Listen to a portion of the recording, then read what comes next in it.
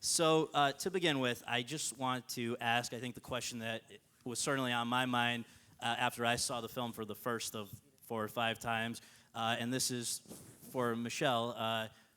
When did the idea first occur to you to do a black and white silent film in the 21st century? It's sort of out there to most people, and I think that was probably the response you got from most people when you first shared it. What was the root of the idea?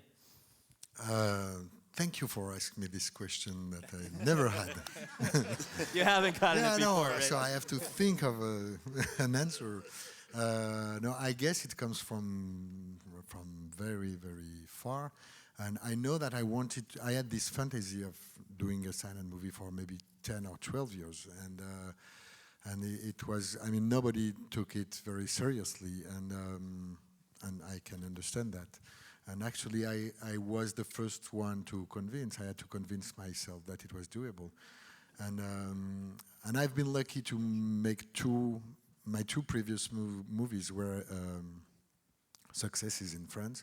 So maybe I felt more confident, or maybe I had some more, not power, but I decided to take my chance. And when you have successes behind you, people don't listen to you exactly the same way than before the successes. So finally I found a good producer, and he really wanted to make a movie with me, and so I said, okay, but it will be silent and black and white.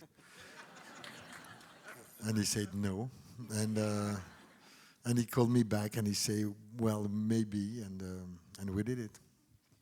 And then just yeah. Thank you. Thank you. Just the follow-up for you is, I know that from the beginning you sort of had Berenice and John in mind for the two starring parts. Being a big, huge star in France, you didn't necessarily. It's a huge star in France. Just to. You didn't necessarily need to take a risk like this. What convinced you that it was worth signing up to do, at all? I don't know. No, I said to Michel, I didn't try to imitate Chaplin or Keaton because they are geniuses, and not me. I'm huge, but not genius. And I was afraid because I wouldn't like pantomime, and I said to Michel, "What kind of silent movie would you like?" And I watched with him Sunrise from sorry, the Murnau's movie, King Vidor's movies. And I understood what Michel wanted. He wanted a love story, not pantomime, not a unique character, but love story between Pepe Miller and George Valentine. Interesting. All right, so a big decision that was made early in the process, and this I want to pose to Lawrence Bennett, big decision made early in the process was to shoot this film in Hollywood, which was not necessarily the most convenient thing for a lot of the people involved, the French folks, but it was designed, I gather, to really create the most authentic settings for the film possible. And so I just want to ask Lawrence if you can talk about some of the places in Hollywood that were used as backdrops during the 35-day shoot, and then also for Robert Gould, can you talk about how you managed to make those places look like they did in the 20s or early 30s? You know, these are two kind of big challenges, I would think. Well, first of all, Michel and Thomas Longman have to be congratulated, I mean really lauded for the decision to make the picture here. That was tremendously important.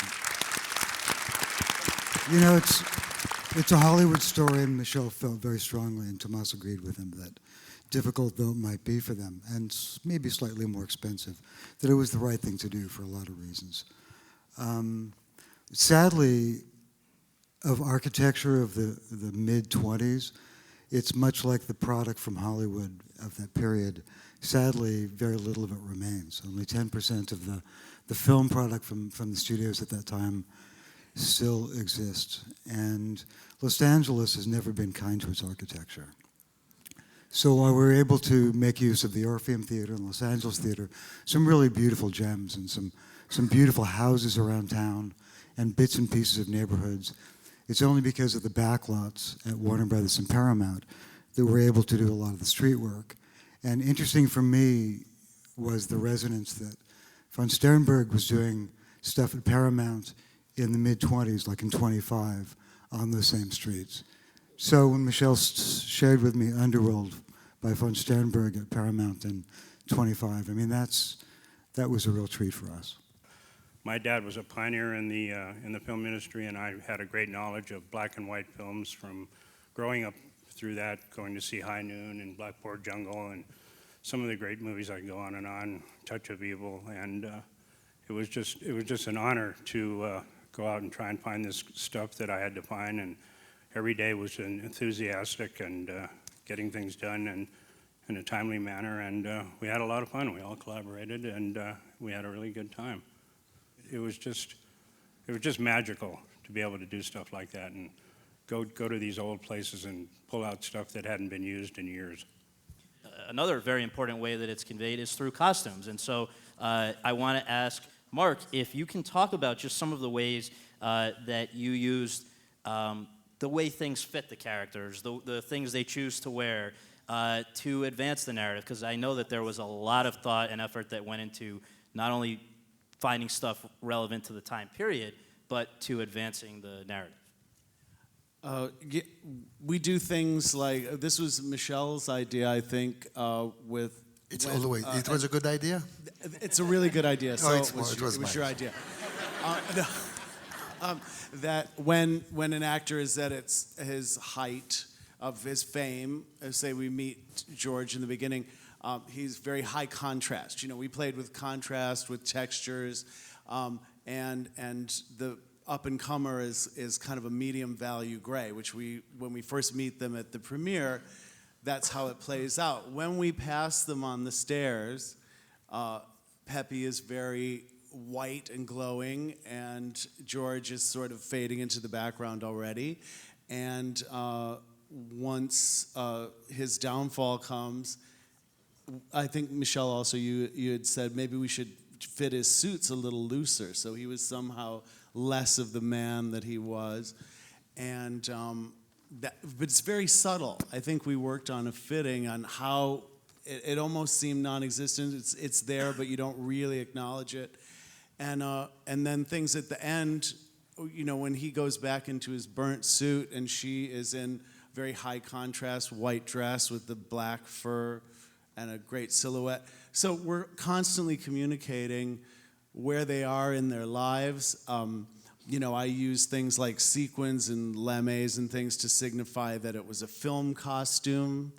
And so when she runs out of the studio to the hospital, you know, you get it that she's come right from the set. You know, things like that just propel the story on, and you don't, hopefully you don't really notice it, but it's there and helping you understand the story. Another of the great benefits of shooting in Hollywood was that we got to have some great American character actors be a part of this cast alongside the foreign stars. And so just as a, you know, to list off, we had Penelope Ann Miller, we had Malcolm McDowell, British but Hollywood star, we had John Goodman, and of course, James Cromwell. And so I have to ask James Cromwell.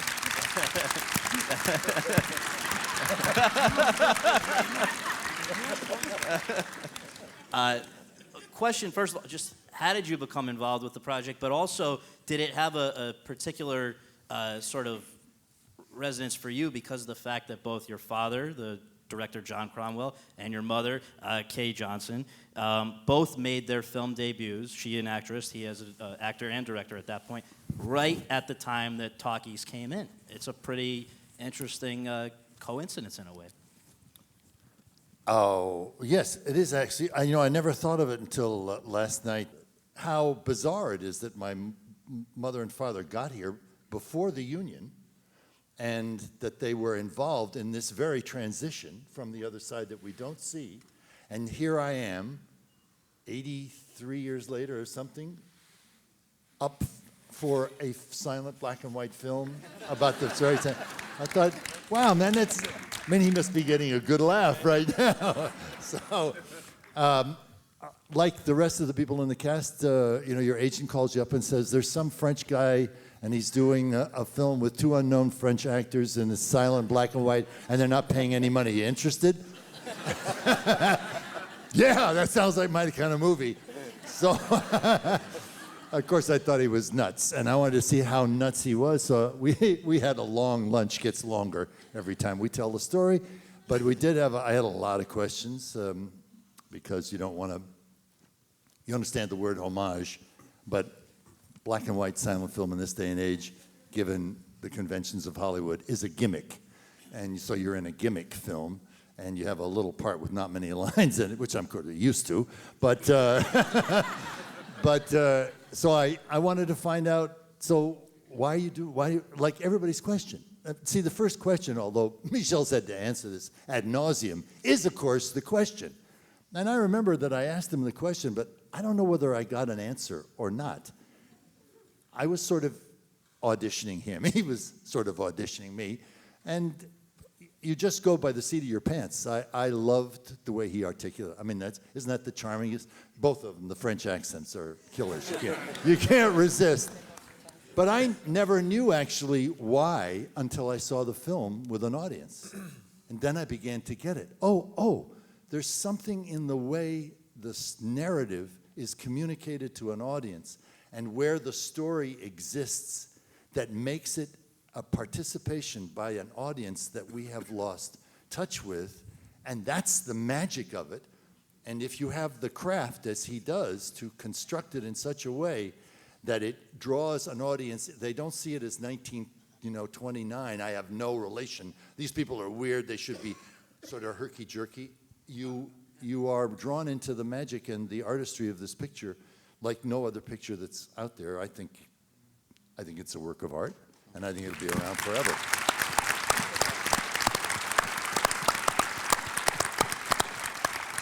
I think,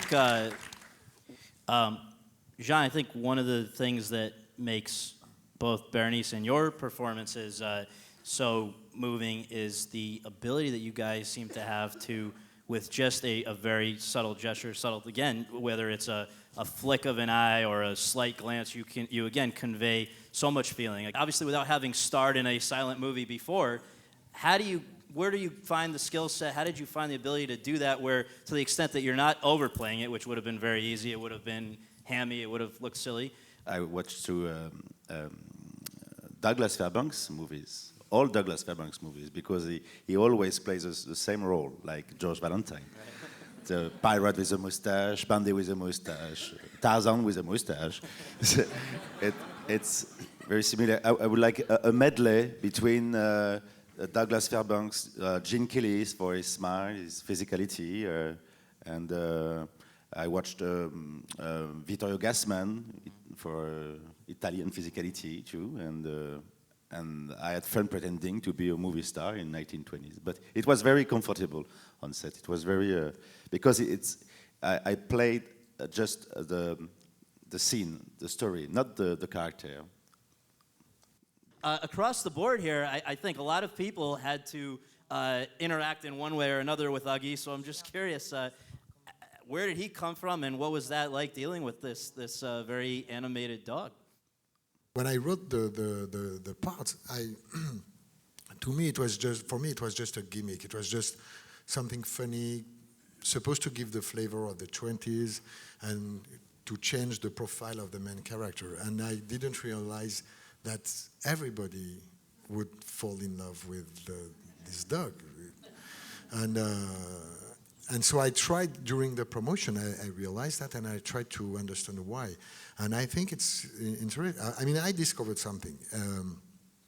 The main character, George Valentine, if you analyze him, is very selfish, very egocentric, is very proud. But he has the dog, and the dog follows him during all the movie. Whatever happens, he follows him. So I think the audience trusts the dog. And we think, if the dogs follow the guy there's something good about that guy. And it really gives a balance.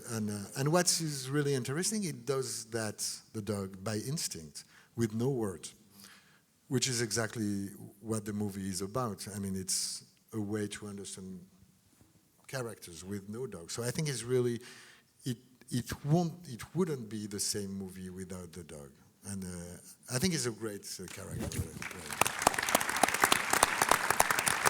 We're all animal lovers.